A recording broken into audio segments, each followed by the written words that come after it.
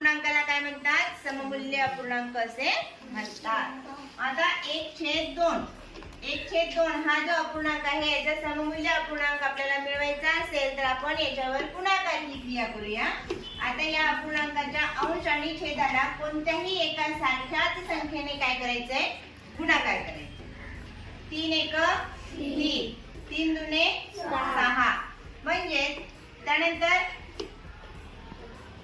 1/2 या पूर्णांकाला आपण 4 ने गुणाकार करू. अंशाला आणि छेदाला 4 ने गुणाकार केला.